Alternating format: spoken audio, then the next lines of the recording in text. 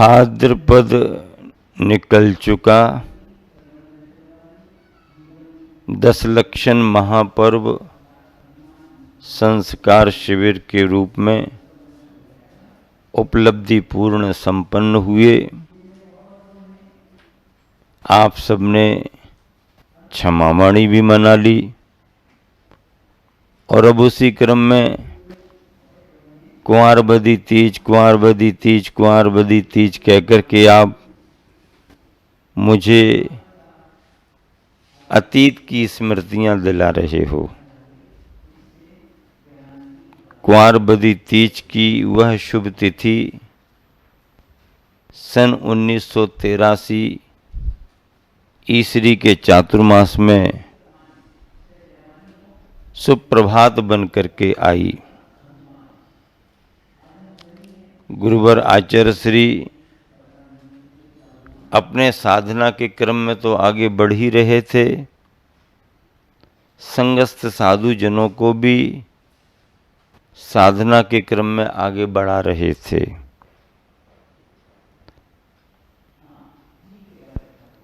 किसी एक दिन शाम को, एक दिन शाम को का मतलब ये है कि अगले दिन दीक्षा होनी है और आज स्वाध्याय के बाद दोपहर को प्रतिक्रमण की बेला में आचार्य जी ने महाराजों को बुलाना शुरू किया। मेरा भी नंबर आया, मैंने जाके नमोस्तु किया, गुरुदेव ने मुस्कुरा दिया। मैंने कहा बात ठीक है। गुरुवर ने पूछा क्यों समता सागर जी, मैं उस समय ये लगता, क्यों समता सागर जी? जी आचार्य श्री, आगे बढ़ना है ना। आचार्य श्री निवेदन तो बहुत पहले से है, सर्दी वर्दी तो नहीं लगेगी। अब आचार्य श्री सर्दी लगे ना लगे, अब लंगोटी तो बची और क्या है। कुछ विचार किया है? जी आचार्य श्री। तब तक थोड़ा हवा ऐसी चली कि कुछ लगा कि आचार्य श्री करने वाले हैं, तो आचार्य श्री आपकी जो आज्ञा हो। हमने मुनि दीक्षा देने का सोचा है, सब ठीक ठाक है ना, स्वास्थ्य तो अनुकूल है। आचार्य श्री आपके साथ ही तो चर्या होती है। हाँ नहीं ठीक है, सब ठीक है, तैयार रहना। हाँ, और सुबह जल्दी जल्दी अपने केस लंच कर लेना। अभी शाम को किसी को कुछ बताना नहीं। चर्चा हो गई, करो कायुसर्ग, करो कायुसर्ग। हाँ कायुसर्ग, चर्चा को भी बताना नहीं। सुबह उठ करके अपने केस लंच कर लेना। ठीक है आचार्य श्री। देखा तो इनके भी केस लुंचर रहे, उनके भी केस लुंचर रहे, और शाम से ही हल्ला हो गया कि दीक्षाएं होने वाली हैं। ईसरी का वह चातुर्मास यादों से भरा हुआ चातुर्मास है। बिहार प्रांत में स्थित ईसरी रेलवे स्टेशन पारसनाथ उदासीन आश्रम में संघ था। अच्छा स्वाध्याय चलता था, चर्या होती थी। रेलवे लाइन के उस तरफ लाइन के किनारे जंगल जाते थे।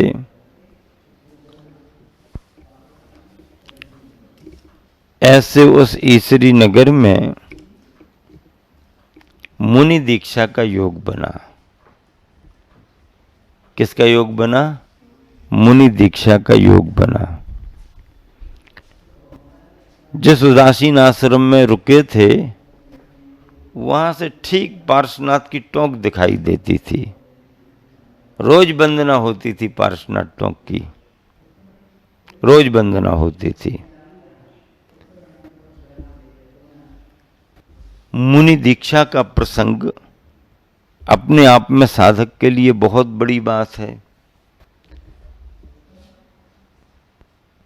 संग में आए लगभग 2.5 वर्ष ही तो बीते थे। शिखर जी में एलक दीक्षा हुई थी। कुछ दिन रुक करके ईसरी विहार हो गया था। ग्रीष्म काल ईसरी में निकला। वहीं पर गुरुवर का चतुर्मास हुआ और चतुर्मास में मुनि दीक्षा हो गई। मतलब एलक दीक्षा के बाद ज्यादा समय मिला ही नहीं।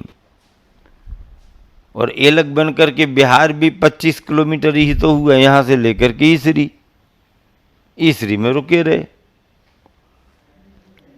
गुरुवर आचार्य ने 5 निर्ग्रंथ मुनि दीक्षाएं दी। कितनी दीक्षाएं दी? 5 दीक्षाएं दी। पांचों एलकों ने अपने अपने भाव प्रकट किए। गुरुवर का सबको शुभाशीष मिला। अपार जन समुदाय था। क्या था? अपार जन समुदाय था। इतने लोग कहां से आ गए? शाम को चर्चा हुई, रात भर में ईसरी भर गया। पहले क्या हुआ? दशलक्षण महापर्व में जो भी आते गए वो सब ईसरी रुकते गए। 10 लक्षण पर्व मनाए और उसके बाद क्षमावानी करके जैसे ही फ्री हुए तो सब लोग सम्मित शिखर की वंदना करने को निकल गए, वंदना करने में लग गए। और जैसे ही मधुबन में खबर पहुंची कि कल तो मुनि दीक्षाएं हो रही हैं, तो पूरा मधुबन खाली खाली खाली। पहाड़ पर्वत पर जो जहां था, जैसे ही समाचार मिला, उतरो उतरो उतरो, जो गाड़ी वाहन मिले भागो भागो भागो। और जितना 10 लक्षणों में ईसरी भरा हुआ नहीं था, उससे भी कहीं ज्यादा पब्लिक ईसरी में फिर से आ गई। आचार्य श्री को पब्लिक के आने जाने से कोई फर्क नहीं। पब्लिक को बुलाने के लिए दीक्षा थोड़ी दे रहे। आओ तो ठीक है, नहीं आओ तो ठीक है, कोई दिक्कत नहीं, कोई फर्क नहीं। लेकिन समाचार सुनते ही सब तरफ से श्रद्धालु उमड़ पड़े। और जब 5 एलकों के संबोधन हुए, आचार्य श्री ने अपना वक्तव्य दिया, संस्कार किए, तो वातावरण गुंजायमान हो गया। क्या हो गया? गुंजायमान हो गया। उस समय ये नारा बहुत चलता था, ज्ञान के सागर विद्यासागर, ज्ञान के सागर विद्यासागर, ज्ञान के सागर विद्यासागर। जब तक सूरज चांद रहेगा मुनियों का सम्मान रहेगा, जब तक सूरज चांद रहे मुनियों का सम्मान। ये नारे बहुत चलते थे। वही नारे लग रहे। गुरुवर आचार्य ने अपने संबोधन में कहा कि मैं चातुर्मास के प्रारंभ से ही विचार कर रहा था और इन सब का स्वाध्याय और इन सब की साधना पर नजर थी। ये अपने कार्य में सफल हुए, उत्तीर्ण हो गए, यानी पास हो गए। इसलिए मैंने पर्यूषण के बाद इस दीक्षा की तिथि को चुना है। चाहता तो पर्यूषण में भी दीक्षा दे देता, लेकिन भीड़ भाड़ और व्यस्तता के कारण पर्यूषण में दीक्षा नहीं दी। फिर सोचा पब्लिक सब यहाँ वहाँ हो गई, अब थोड़ा शांत है, अब शांति में दीक्षा दे दो।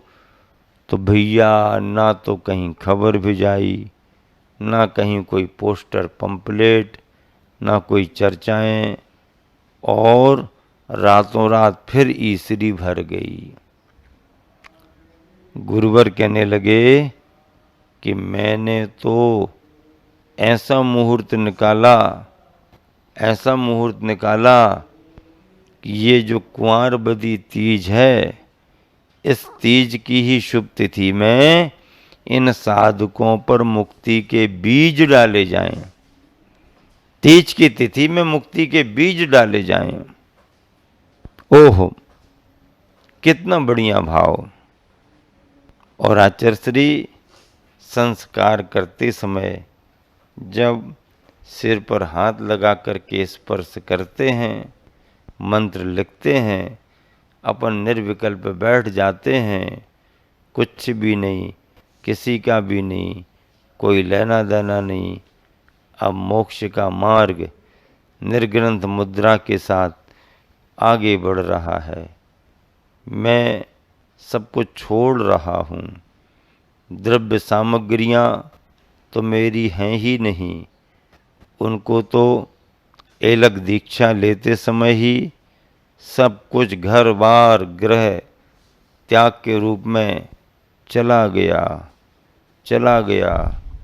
संयम का उपकरण मयूर पंख की पिच्छिका पहले ही आ चुकी थी, लेकिन अब गुरुवर शरीर के उस छोटे से वस्त्र को भी अलग करा रहे हैं जो विकल्प का कारण बनता है। निर्ग्रंथ मुद्रा मिल रही है, 28 मूलगुण मिलेंगे, 5 महाव्रत, 5 समितियां और 3 गुप्तियां पाली जाएंगी। ऐसे इस संयम के मार्ग में जब गुरुवन ने निर्ग्रंथ बनाया, संस्कार दिए, दिगंबरत्व आया, तो समय की अनुभूति सुखद और निर्विकल्प थी। परिणाम उस समय सप्तम गुणस्थान का स्पर्श कर रहे थे, अप्रमत्त अवस्था का स्पर्श कर रहे थे। सप्तम गुणस्थान, पंचम काल में अगर कोई साधक आगे बढ़ सकता है तो 7वें गुणस्थान तक ही बढ़ सकता है। मयूर पंख की पिच्छी आई, क्यों आई? आचार्य प्रवर कुंद स्वामी कहते हैं, क्या कहते हैं आचार्य कुंद स्वामी? पडिवज्जतु सामन्नम यदिच्छति दुख परिमोक्षम। अगर आप दुख से छुटकारा चाहते हो तो श्रामण्य को अंगीकार करो। किसको अंगीकार करो? किसको अंगीकार करो? किसको अंगीकार करो? श्रामण्य को अंगीकार करो। श्रमण बने बगैर सुख नहीं,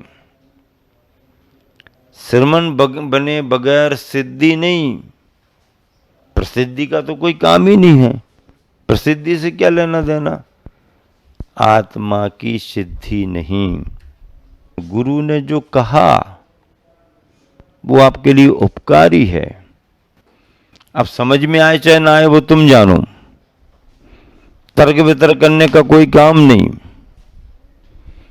उन्होंने सोच विचार करके अपने हित के लिए जो कहा वो हमारे लिए उपकरण उपकारक हैं। उव्यर्णम जिनमग्गे जहजाद रूपम सुत्तजैनम गुरु बैनम पिए बिनो। और विनय भी, बहुमान बड़ों को, ये उपकरण है मोक्ष मार्ग के, यानी हमारे लिए उपकार करने वाले हैं। जिससे उपकार होता है वो उपकरण माना जाता है। ऐसे उपकारक इन उपकरणों को पाकर के एक भव्यात्मा अपने कल्याण के मार्ग पर आगे बढ़ता है। उस समय 5 मुनि दीक्षाएं हुई, बिहार, बंगाल, उड़ीसा क्षेत्र की प्रांतीय कमेटी आयोजन में उपस्थित थी। ब्राह्मी विद्या आश्रम सागर की सभी बहनें और उनकी संचालिकाएं उस समारोह में थीं। जिनेंद्र वर्णी की संलेखना तो गर्मी में हो चुकी थी। दीक्षा तो हमारी चतुर्मास में हुई। बड़ा सौभाग्य था। उस सौभाग्य का अनुभव आज भी कर रहा हूं। गुरु के द्वारा अपने कर कमलों से किया गया सिर का स्पर्श, उसका स्मरण अभी भी सुखद अनुभूति दिलाता है। और सन 1983 का समय था। तब से लेकर के 2024 के अंतिम क्षणों में गुरुवर आचार्य श्री के चरणों में रहे। आचार्य श्री की आज्ञा से बिहार हुए, खूब बिहार हुए। जो उन्होंने संकेत दिए वो काम किए, परमार्थ के काम किए, प्रभावना के काम किए। पाठशालाएं बहुत खोली, गौशालाएं खोली, समाज में चेतना जगाई, संस्कारित किया।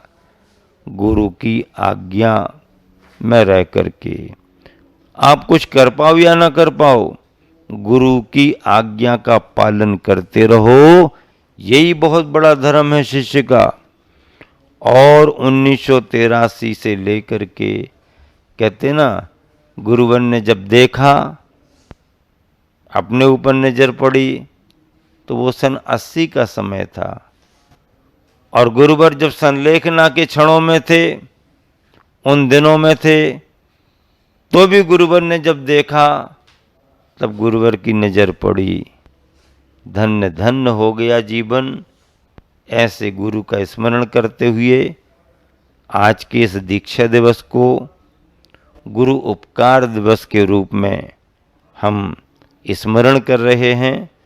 सम्मेद शिखर का सन 2025 का ये चातुर्मास स्वाध्याय और साधना में बहुत अच्छे तरीके से व्यतीत हो रहा है। गुरुवर का जो आशीर्वाद जीवन भर मिला, अब दिव्य पर्याय के रूप में दिव्य दिव्य भावों से वो रत्नत्रयमयी जो मुद्रा जीवन भर देखी गुरुवर की, उसी मुद्रा का स्मरण करते हुए और उसी मुद्रा से मिलने वाले शुभाशीष का स्मरण करते हुए उन्हें बहुत भक्ति भावों से नमन करता हूँ और उनके प्रति कृतज्ञता ज्ञापित करते हुए मैं अपने आप को धन्य भागी मानता हूँ।